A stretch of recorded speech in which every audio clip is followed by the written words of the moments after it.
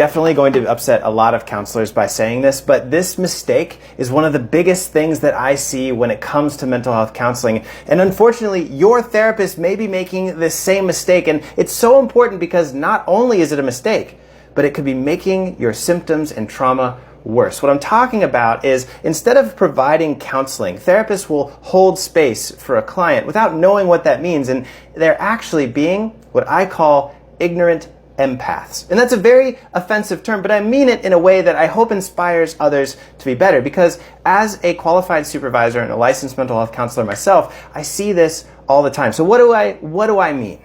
There's a big difference between listening to a person's problem and validating the trauma that they're in and rewriting their story.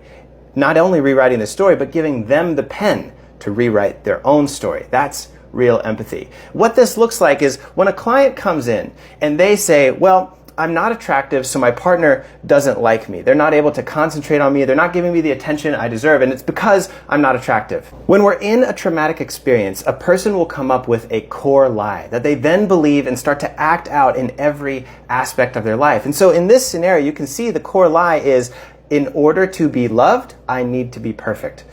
And if the client is coming to a therapist and the therapist validates that belief, they're reinforcing this painful experience that said, one time long ago, I needed to be perfect in order to be loved. And so therefore, if I'm ever imperfect, I will not be loved. A good therapist looks below the lie and says, no, the truth is over here.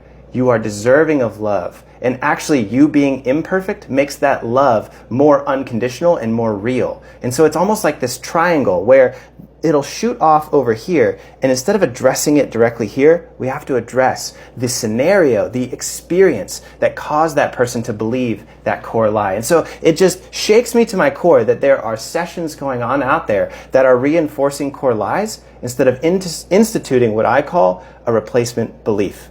Do you think that your therapist is making this mistake? Have you seen situations where this mistake has been happening? Or do you think I'm totally wrong? Let me know in the comments below.